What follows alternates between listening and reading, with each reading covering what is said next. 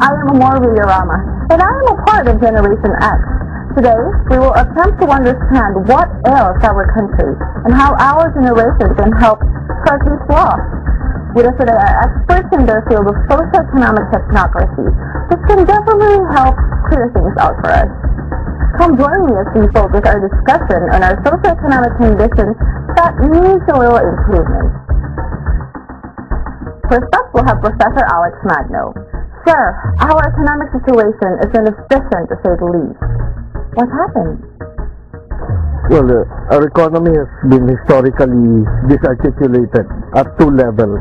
Disarticulated first in the sense that our experience with colonialism resulted in major portions of our economy being organized into plantation economies. Abaca, copra, sugar, tobacco, and these sections of the economy were not articulating with the rest of our domestic market. They were responding to external markets. So in that sense, they were disarticulated. The second level of disarticulation is brought about by topography.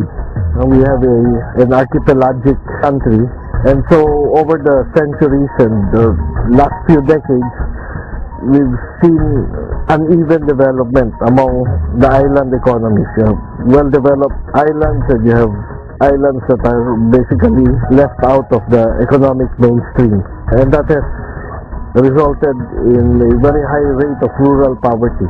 If we look at the occurrence of rural poverty, it follows both lines of topography, meaning the islands where very little infrastructure was left behind, as well as the remnants of the plantation economy, meaning plantation crops that declined was not replaced by new agricultural production. So among our poorest areas, for instance, are the areas that were devoted to coconut cultivation.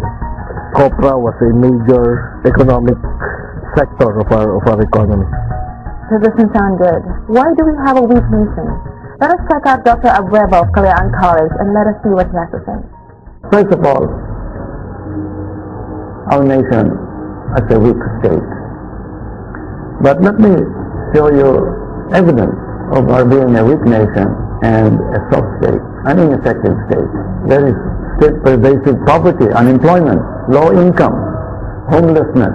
There is widening social inequality and injustice, criminality, the moral rebellion, the communist rebellion, terrorism. There is a weak rule of law and the lack of public accountability in government.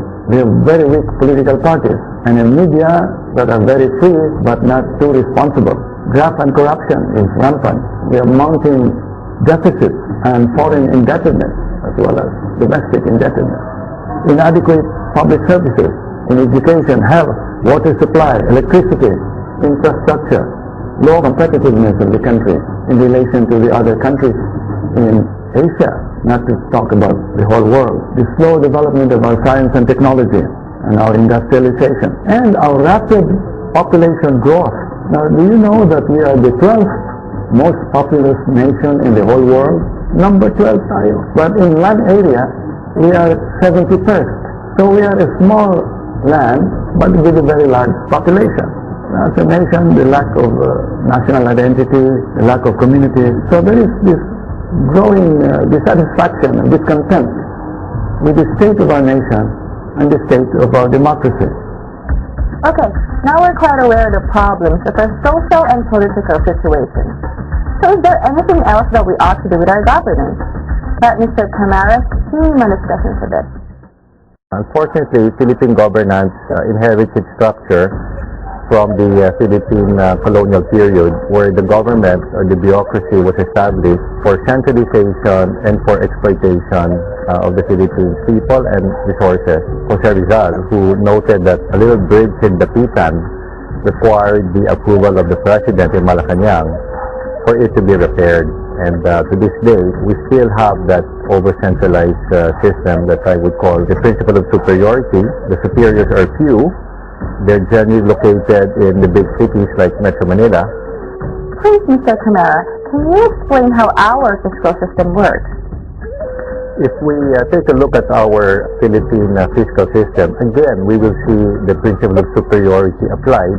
85% of all revenue are collected by the central government, while only about 15% of total government revenue are collected by the 1,600 local governments.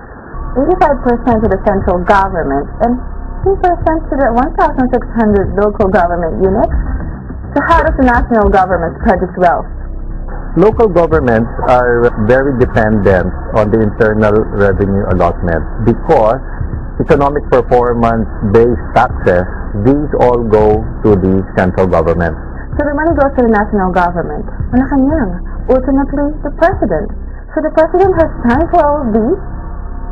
Because you must note that the Philippine president directly supervises 80 provinces and 120 cities.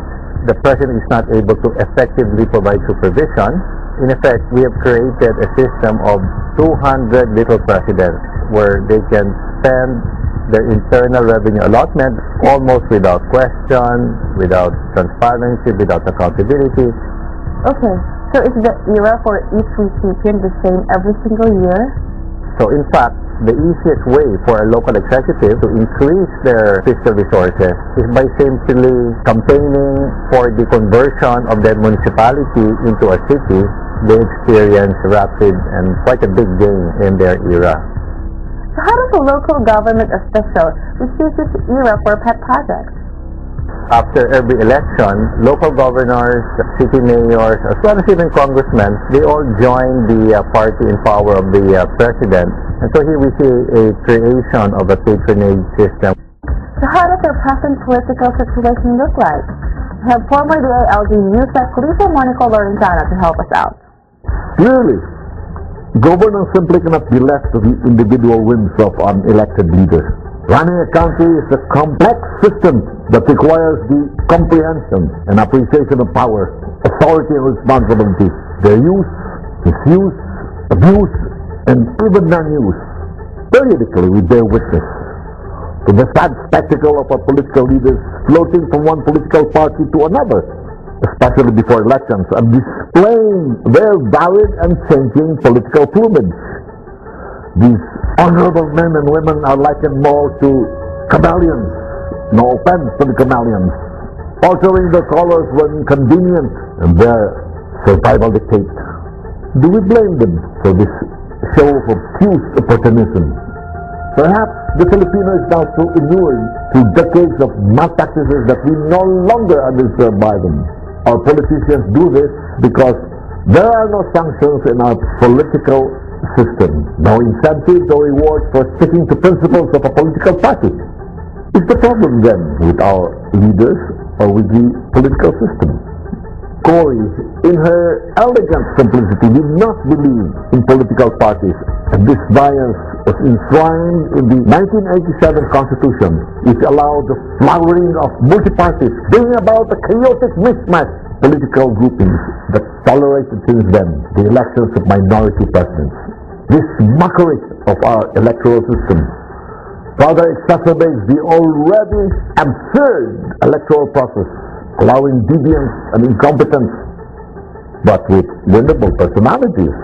This reduces our electoral system into popular contests with no bearing whatsoever on the people's well-being. What do you think